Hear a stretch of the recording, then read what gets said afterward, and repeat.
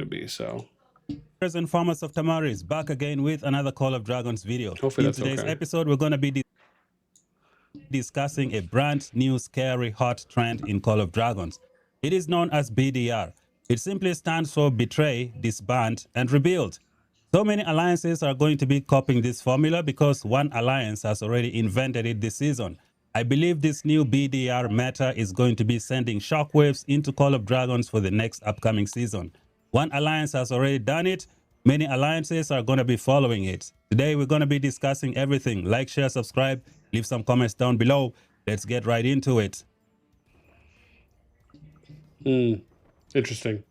All right, Warriors of Tamaris. Okay, let me just start out by saying, just to react to what he said first. Personally, I do not think that this is going to be some kind of new meta at all. There is no evidence to support that. And keep in mind, I track basically all of, I would, maybe not all of, but a lot of, I'll say, the major KVK stories, developments, drama. Well, we cover disbands, we cover, any betrayals, people know I cover a lot. And I do this every season. So I do not believe this is going to become some meta. Let me explain why. My basic reasoning for this is that if this was the case, we would have seen the whole. If you guys remember when like Chiz was making videos on the whole betrayal meta, and that was starting to kind of become a thing, like whatever it was, a year and a half ago, maybe 2 years ago, right? That never really materialized. That never made it to any kind of mainstream focus. So, no, that's for you, sweetie. Thank you, though. I appreciate that. I see your ice cream. Yeah, go eat that over there, though, please. I don't want you spilling on Daddy's equipment. So thank you so much. It's very, very kind of you to grace us with your presence. So, so the idea here is that the whole betrayal meta thing never really became this thing that was happening in a majority of the kingdoms for. The majority of the KVKs from season over season. Yes, did you see some betrayals happening here and there? Of course, right? Like those things did happen, but it didn't mean that this became something that was so prevalent where people were just constantly betraying for like end of season rewards. They were betraying for maybe getting in a better position in some case, or maybe because they wanted to extend the fighting. You weren't seeing it being done on any kind of consistent level.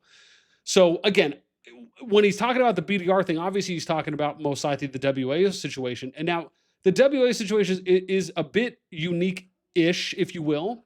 And that's just because of the way it happened. Typically, you do not see, and you could argue this happened to like EIS and Echo 2 as well, to a degree. But when you're thinking about what usually happens when a disband occurs, you're not typically seeing the disband happen and then the R5 organizing some kind of mass migration because their idea of like rebuilding or cutting dead weight is, okay, well, let's announce the disband and then let's go ahead and collect everyone that's going to move and do that. Typically what you see is the R5 stepping down and either going to do their own thing or quitting, and then the disband occurs, and then it's a matter of like the players or maybe some R4 management staff organizing any kind of a group within the kingdom to try and go somewhere. That's more typical for what we see. So that's why I'm saying, like, in a good example, you look at the situation with Echo, Sod and Tempe didn't take people and migrate them. When Dark quit, he quit at that time. Similar. He didn't take people with him. So the situation, that's why I'm saying historically it has been different. That's why I've said the WA situation is a little bit unique-ish in that regard, especially if you're just talking about looking at some of the recent disbands that have occurred. So again, I don't necessarily agree with this wholeheartedly, but let's see what else he has to say.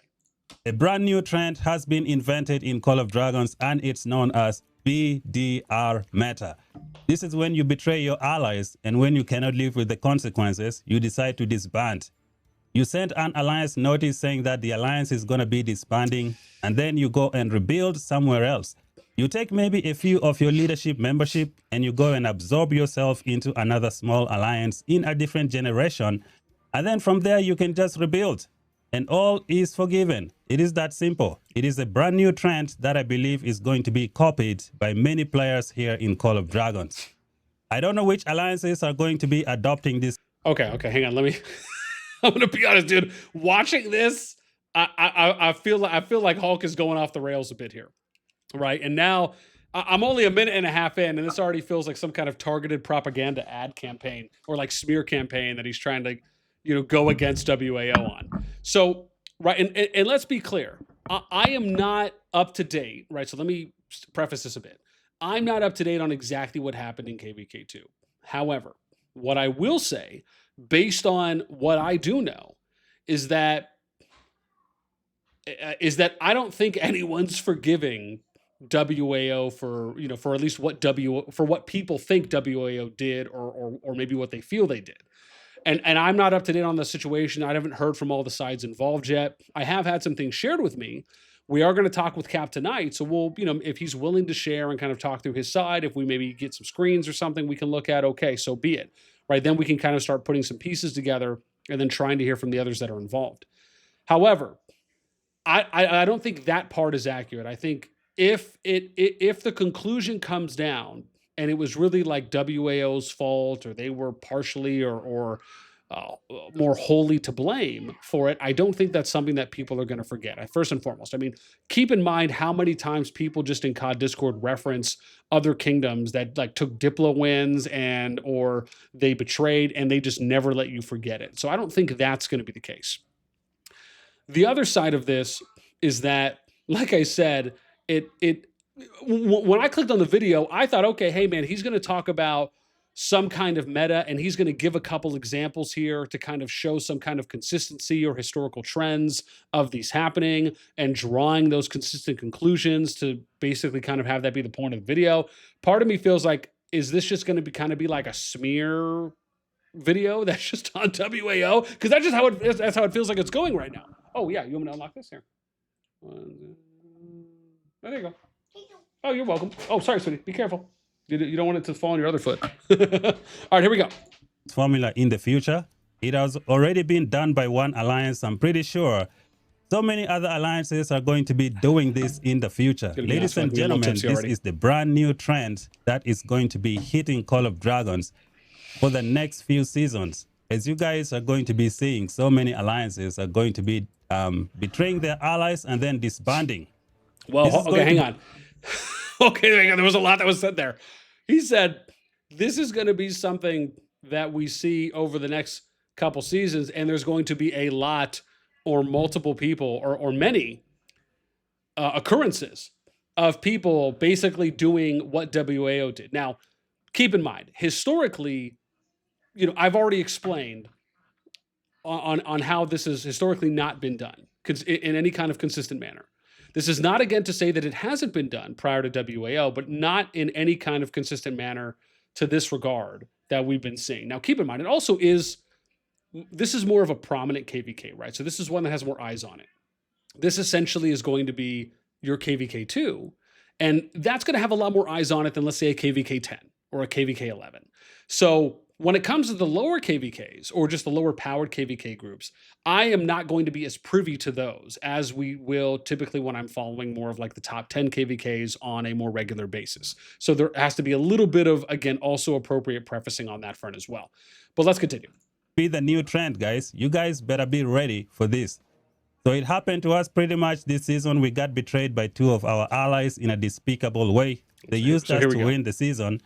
And then when the season was almost done, they decided to turn on us, take all the rewards, rally our cities, destroy our territory, and pretty much talk trash and try to like bring us down. Even after us fighting all season, they just didn't see our contribution in this KVK, decided to take all the rewards and just give us like a crazy bad name, acting as if they won the whole season by themselves.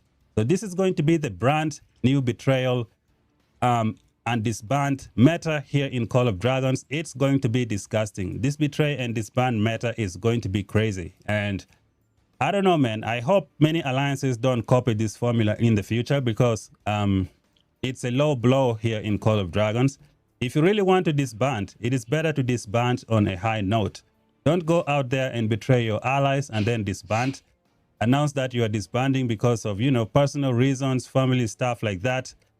When in truth, you just disbanded because probably you don't want to live with the consequences of your actions. Because I just want to point out here, you can argue that WAO did disband on a high note because they went out on top as far as like at the peak of where their kingdom was at, power wise, KVK success wise, in similar fashions to Echo, NEIS, and others as well, even before them.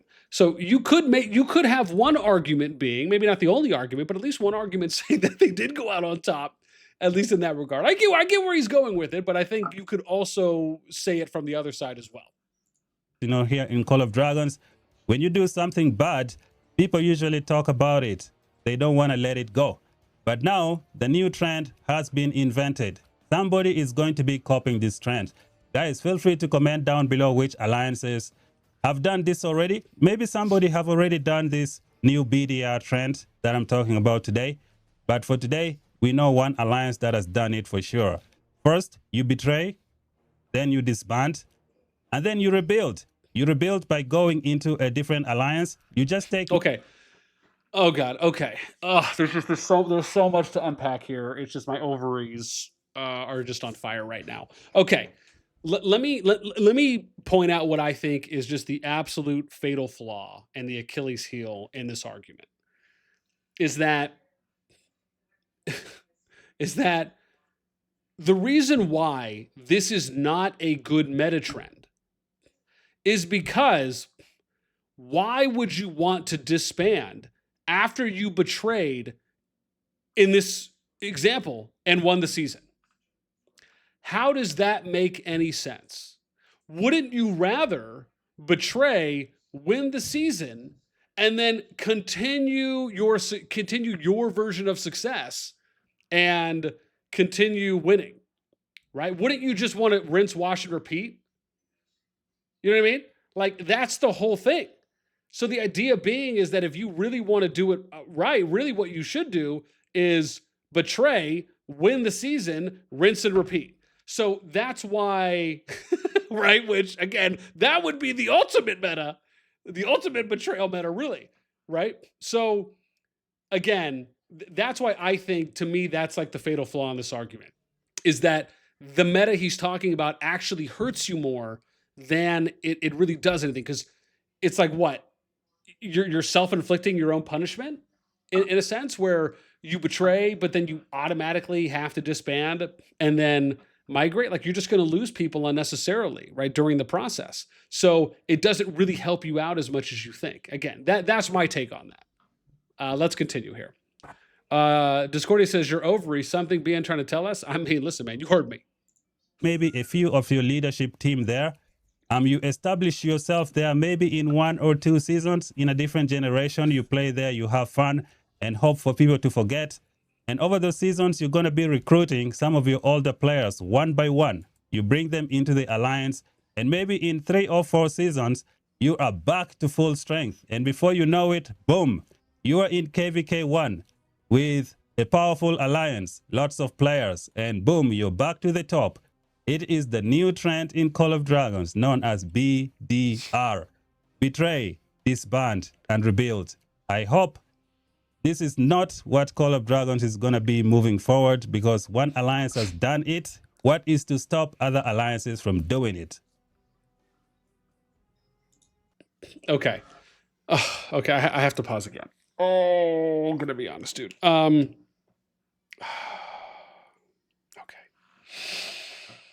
I got to whistle real quick. Sorry, I got to mentally prep myself. Okay.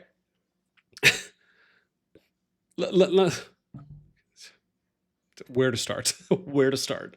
So him saying that people are going to disband, go rebuild, and then work their way back up to KVK 1.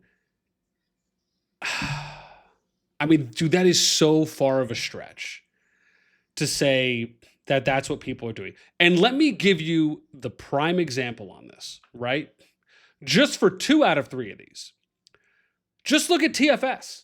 TFS is a prime example, right? Again, with the betray part aside, if you look at TFS, they're a prime example of how many rebuilds have they done or just well, not only rebuilds, but just ups and downs. Like you think it's so easy to just to work your way back into KVK1, let alone hell, even KVK2 or KVK3. Like that to me, oh God, I mean, it's just a bit ridiculous. It is to think that you're going to be able to do that. Now, that isn't to say that maybe someone couldn't do it, but I think you can look at a situation like TFS as a prime example of their ups and downs. They've done 2 rebuilds, I guess now a third, technically.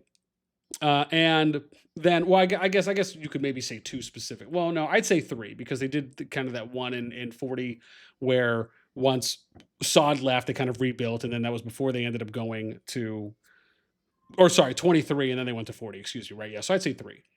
But again, I would use them as a great example because it is not that easy to work your way all the way back up the KVK group rankings. So when he's making it sound as though you're going to be able to betray, disband, go to a kingdom and rebuild, and then you're going to be able to get yourself back up to a KVK1. I mean, I'll even give him a little bit of cushion here and say a KVK2 or 3 in a couple seasons. It's not as easy as you think it will be. Now, yeah, you could just mass recruit and, inflate yourself and get people. But to be fair, a lot of successful kingdoms are not going to just do some kind of mass recruiting like that. And I'll give you a good example, right? Is because TFS did this. And if you go back in history and you look at what happened when Sod's group left and then TFS and Jason, they brought in the ancient team and it just didn't end up working out as well as they had hoped. And then they ended up leaving 23 and going to 40. Now, again, that's one isolated incident. You can make the argument for that as well. However, I just don't think it's that easy because I think there's a lot that you have to work on when it comes to bringing in a lot of people. There's just a lot of logistical challenges. There's a lot of like loyalty, maybe not loyalty challenges, but like assimilating challenges, kind of cultural differences that you can have when you have a large group that's coming in. I mean, I could really dive deep on kind of the recruitment style, but I just don't necessarily think that part is accurate. I get what he's saying. And yes, can it actually happen? Yes, it could happen. But I just don't think like that's the successful winning formula in my opinion. Let's continue.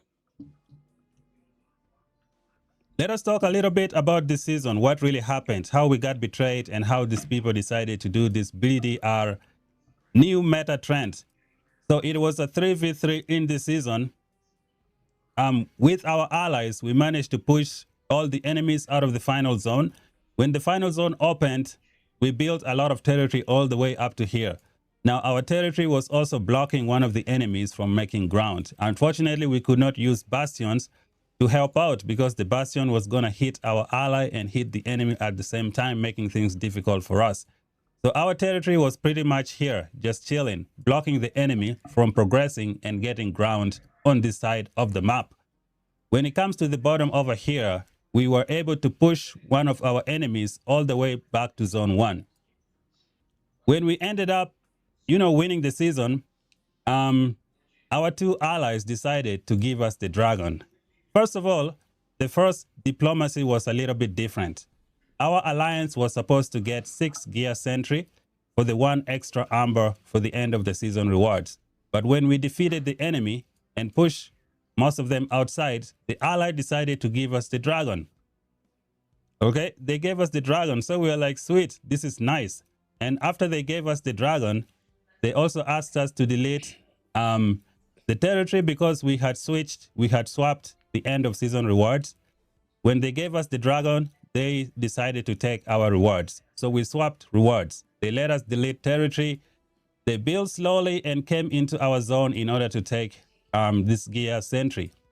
They were supposed to take 6 gear sentry and we take the dragon. And then on the last day, they decided to turn on us. They waited for our downtime and decided to destroy our territory, decided to rally our cities and just kick us out of this final zone by taking all the rewards and claiming that we did not help them in the final zone. First of all, we were fighting all season. We didn't really have a lot of resources for healing in the final zone. Not resources. We didn't have a lot of elixir that have been saved up because we have been fighting all season. So we need to fight this enemy and also provide help on this side, which we did, by the way. We were sending some help on this side, but this enemy is like, that wasn't enough. So they decided to turn on us and take all of the rewards, rallying our cities, which was absolutely despicable. They should have just taken the dragon and left us alone. It's not like we were going to be fighting them because our power does not match them. They could have just annihilated us completely. So they should have just taken the dragon. I'm sorry. I don't know how accurate or inaccurate this is, like I said, because I haven't updated myself on anything. I just thought that part was funny. He's like, they should have just like left us, gave us the dragon and left us alone. That was good though. That was funny. I hope he shows some screenshots here. And be done with it. But that wasn't enough for them. They took the dragon and decided to rally our cities. Now, one of these allies decided not to disband. They have no shame, so they're going to be living with the consequence of their action.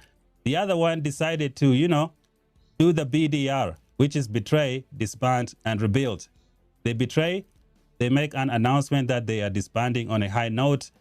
They take a few of their leadership team and go to a different alliance in a different generation, rebuild there for maybe 1 or 2 seasons, and as they are rebuilding over there, they are going to be recruiting some of their most powerful players and bringing them into the alliance, and before you know it, in 3-4 seasons, they are back to the top in KVK #1 and all is forgiven. So this is going to be a brand new trend that's going to be copied by multiple alliances. Did he say they're going to do that? In 3-4 seasons, they are there for maybe 1 or 2 seasons, and as they are rebuilding, they are disbanding on a high note. There it is. They take a few of their leadership team and go to a different alliance in a different generation. Rebuild there for maybe 1 or 2. Okay, so first off, technically that's not accurate because, again, the so two of those pieces are not accurate based on how he said that, right? Firstly, is that WAO had already announced that they're taking a decent amount, not only a few, a decent amount of people to 509. And I mean, you could even argue it's probably more of a merge really than it is a rebuild, because typically when you're rebuilding, you're going into a kingdom as the sole ownership, right? So you're kind of going into a dead kingdom or one that doesn't really have any control, and you're taking your core group or a core group and you're moving in there as the new leads. That is really more of what a rebuild is. What WAO is doing is not really a rebuild. It is, I would argue, it's more of a merge or just a joining. So, or just you could even argue and say a bigger migration, right? And they're also taking a bit of people. It's not just a few, it's more than a few. And WA even said like, hey, we're going to try and get more people into 509 as well, season over season. So yeah, so just again, I wanted to make those 2 corrections because this has already been publicly stated. 2 seasons, and as they are rebuilding over there, they are going to be recruiting some of their most powerful players and bringing them into the alliance. And before you know it, in 3-4 seasons, they are back to the top in KVK #1 and all is forgiven. So this is going to be a brand new trend that's... Okay, hang on. So let me correct the third point now. Him saying that they're going to be back in KVK 1. What I don't understand is that he knows they're in KVK 2. Now, I understand maybe the way that he led his statement was talking about WAO there, 30, 40 seconds ago, where he led in saying these things were them. Now it seems like in his head, he's like passively or indirectly transitioning this and trying to have it be like a universal approach. But he's still continuing his initial thought, which was him commenting on what WAO is doing now. So based on that, that's how I'm reacting, which is that, yeah, like that isn't true. You're in KVK 2. They're in KVK 2. They're not in KVK 1. So they wouldn't work their way back up to KVK 1. They would technically work their way back up to KVK 2. Going to be copied by multiple alliances here in Call of Dragons.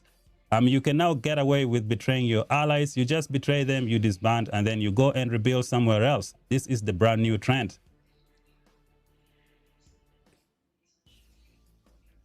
The best way to disband in Call of Dragons is to do it on a high note. I'm going to give you guys 3 examples of alliances who have disbanded on a high note. We're going to start off with the first alliance that disbanded, which was Echo. Echo, about 3 or 4 seasons, decided to disband because of personal reasons. It was a lot of stuff. So they disbanded on a high note. They disbanded as one of the strongest alliances in the game. No betrayal, no trying to rebuild somewhere else. That was a perfect disbanding. The next alliance to disband was EIS. EIS was also at the top. They were doing some good stuff, and they had beaten pretty much all the strong alliances in the game in one of the KVKs. Pretty much in their last KVK, they beat the best of the best, and then they decided to disband. That was a good disbanding. And then another alliance that disbanded this season was NXW. NXW is considered to be one of the strongest alliances in Call of Dragons, but due to personal reasons and stuff like that, they decided to disband. They didn't do it with the BDR meta. Unlike one of these alliances that decided to betray their ally and then disband and go and rebuild somewhere else. This is absolutely despicable. I hope other alliances don't copy this formula in the future, but hey, it is already there. When somebody does one thing, many others are going to be copying it. So we have now created a brand new trend in Call of Dragons where you betray your allies, and if you can't live with the consequences, you just disband. One of the traitors who betrayed us this season decided. So what I will give Hulksden some kudos here, because his generalized, somewhat of a summary of the NXW, the Echo, and the AS situation is more or less accurate in at least him kind of referencing what he refers to as kind of a proper disbandment. So that, from what he stated, based on how those kingdoms disbanded and kind of what happened, yes. The only little note I'll make is that on the EIS situation, yes, they didn't necessarily rebuild, and even in the Echo situation, they didn't, but they did have a large portion of their players migrate to top kingdoms. So that did happen. And again, we covered that as well when we tracked and did kind of our big migration update video where we kind of showed where everyone moved to. So just kind of a little bit of a side note. Decided not to disband. They are not afraid to live with the consequences. The other one is like, nah, let us just send the announcement, disband, maybe go and rebuild in a smaller kingdom. 2 or 3 seasons, all is forgiven. We recruit again, we come back to the top, and everything is good. So this, ladies and gentlemen, is the brand new BDR meta in Call of Dragons. Feel free to comment down below which alliances are going to be adopting this formula in the future. I'm pretty sure somebody is going to be doing it. It has already been done, which means Shockwave is going to be sent into Call of Dragons. Many people are going to be copying this formula. So thank you guys for watching. If you're new, subscribe for more content. I hope people don't really copy this disgusting behavior in the future, you know, where you betray, you disband, and you go and rebuild somewhere else. I hope this is probably the end of it, but I don't think that's going to be the case. Many people are going to be copying this formula, and it's going to be red hot. It is the perfect way to get away with all the crazy stuff that you do to your allies in the game. It's just the way he said red watching. hot. That if you're caught new, me off subscribe guard. for more content. Until then, we shall meet again in the next video. Bye-bye for now. Interesting. Okay. I'm going to link this in chat. I'll also have it in our separate video, man. That was an interesting one. Okay. I want to read some comments real quick on this, but obviously we'll link it in chat and we'll reference it. Yeah. I mean, listen, my summary on this video before we read some chat comments, because I think some of the chat comments are pretty interesting. Like I said in the beginning, I think I get where Hulksden's coming, like the position he tried to make on this. Respectfully, I just think he fell very, very short. I don't think this is going to be any kind of meta that people are going to pick up for the reasons I had referenced earlier. There's just no signs that that is the case. I think it would just do a lot more damage to the kingdoms and to the leadership and any of the players that kind of took part in that, especially if they kind of did those things, whether it's back to back or they did it once and then just kind of moved on. It doesn't really help the overall health and sustainability of the game too as well when you're just kind of generally talking about player satisfaction. It's a lot more difficult to maintain that, especially if people really truly adopt this. You'll end up having a lot more player drop off, more people will quit. It'll just lead to a lot more toxicity, and that's just probably a few of the reasons why this is not any kind of a mainstay. So yeah. Oh, you know, I gotta catch up on some chat real quick too as well before we read some comments. Geez. Tom Control, what's up, man? This is consequences, not betrayal. Yeah. Morgan, what's up? 100%. Merc, what's up, man? Tutran, make sure to take care of my sweet, innocent angel, Dustin. I will, Merc. Cody, what's up, man? I get Hulk. He's mad. He got betrayed. Discordia says, we couldn't place a bastion, so nothing we could do sounds accurate. Let me see what else we got here. Valley, what's up? No one had a lot of elixir left. We all fought in zone 2 and zone 3. That's why we all had to RSS heal in final zone. Rage Baiter, what's up, man? The crazy BDR accusations are wild. Yeah. Huang Dong, what's up, man? Welcome. Discord, is he really? He is really pushing this BDR. I feel like he's making a sales pitch. Yeah, Morgan's like, yeah, we would be the same gen. Yeah. Rage Baiter, Hulky is convinced BDR is real. Tom Control, we're not rebuilding. We're moving to remove the hassle of R4 for necessity. Yeah. Tom Control, we will be number one R1s, number one R1, which is all R1s. That's great. You had what's up, man? Hulky thinks he and his alliance are number one. Just relax and collect into season awards. Fluffy, what's up, man? Scummy leaders, DDD.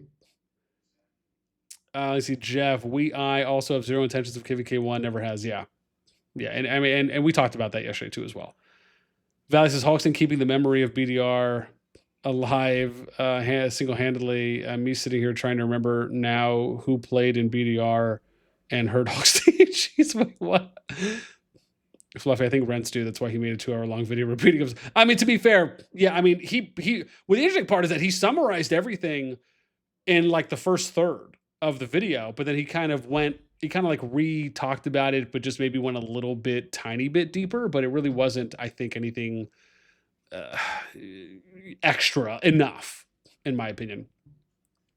Discordia, I think, LMAO, I think we need to crowdfund him a tinfoil hat, you guys, man. Guy's making his own conspiracies. 30 NA is the real BDR. Bash and delusional rally. Jeez, man, my gosh. Turtle, what's up, man? People may or may not remember this betrayal, but one thing everyone will remember is how bad 30 NA is. Dude, you guys are so mean. Oh, God, Hulksden needs to go outside every now and then, I think. Fluffy, it's as though 30 NA had a good rap in KVK, LMAO. Vital, what's up, man? What am I listening to? Talk to Hulksden should actually give WS some credit, though. His YouTube never seen so many viewers. Dude, rough life. You guys, man, with the shots fired. Crazy new method dropped. Fluffy. Vital, it sounds like Blaze telling you his war plan. Tom says, BN, just wait to see the full story of an R4 perspective from Cap. No disrespect, but Hulksden is an R1 in the lines that Sally suffered from really bad R4 decisions this season. Vital sounds like brain damage. I'm done. Consequence, unfortunately, just couldn't just affect their R4s and had to affect their full alliance. NGO, what's up, man? Diddlestar YouTube. Fluffy says, I mean him saying they could have just taken the Dragon Levels alone. Shows how much 30 NA. R4 is not transparent. That's cute. All right. Okay, I want to read some of these comments real quick. So we got, are people in the comments thinking that this doesn't happen? It definitely happens. There are a lot of times I've seen betrayals in 2 seasons on my main account, which is only in SOS1 lol. Let's see what some people said to this. Yeah, it happened to me in G3 2 seasons ago. Reason for them was they thought we want to betray them first. Funny is, Dev thought it's a great idea to put us in same starting zone as the betrayers. We refused to ally with them, even though we got clapped since they're stronger. But it feels really great to get revenge. You're from 164. Interesting. Oh, even Cap responded. Watch out, rebrand coming. We are too. That's good, Cap. Oh my gosh. Let me get some hang on, let me get some of the jams going again. All right, that's good. That's funny. What did they say? Here he come, the R5 who lost when we wanted to milk and betrayed and disbanded. You guys sat there for days and watched us go back and forth almost nonstop against WAO. The whole time you guys did absolutely nothing but farmed and watched while you asked yourselves why they were struggling instead of helping them, OGs. You wanted to say, we are traitors. Hilarious. See, now it says 30 NA is made of players taken from other alliances. Not a surprise if they helped betray other alliances or get betrayed themselves. If you don't work, but still expects to have food, you'll end up eating only bad things. I feel like maybe we should go a little bit more with that one. What do we got here? Not the first time WAO has betrayed an agreement. In their KVK versus BTX RFF MFD, they allowed MFD to join their side and try and backstab BTX RFF. The initial KVK agreement was 3v3, but the first opportunity tipped the scale in their favor. They took it, not surprised. They would betray their allies. It's in their nature. Hi. Got a lot of hair. What's wrong? Okay, but no going on my phone. Do you want to sit? No. Come on. Do you want to sit or no? Okay. All right, let me see. So I get taking, what do we got here? I get taking the dragon back if you feel like 30 NA didn't deserve it, but rallying their cities is just disgusting. Again, I don't know. I will say, I mean, rallying cities is kind of another level to things, but like I said, I don't know everything that went down there in that KVK. After they all helped contribute to you winning the season, even if it wasn't as much as you wanted or expected, they merging with the group that also betrayed, so people alike, they united seems. What's going on? Traitors and backstabbers of Tamaris. Dude, that's not a bad one. Just because it kind of plays into his slogan. Oh, wow, this is a big one. WAO and RFF have fought in more than 16 KVKs in seasons in COD. In a few seasons, the end of season rewards have been yielded to weaker and lower KPI allies because their way of fighting deserve respect. They have always earned respect from the allies in every KVK up until now because they always fought with all their might, regardless of victory or defeat. So why is it that only in this KVK season and only 30 NA is being disrespected by both WA and RFF and even by the three opposing kingdoms, who are also gloating over them not receiving end of season? It's because of the way they fought, the way they coordinated with their allies, their ridiculously greedy behavior, which led to the outcome they are facing now. I'm not criticizing the entire 30 NA. I'm only criticizing the leadership. Oh, this is interesting because someone else just said something about leadership in the live chat as well. So, because they are the ones who made the decisions, handle the diplomacy, and coordinated with the other parties. Two, that's the whole thing. To those of you reading this comment, please think very carefully when your kingdom has the opportunity to ally with 30 NA. This reminder is not due to any personal hatred towards the kingdom, but rather from real experience I gained throughout the previous KVK season. My teammates kept asking the same question repeatedly during the fighting in the final zone. Where is 30 NA?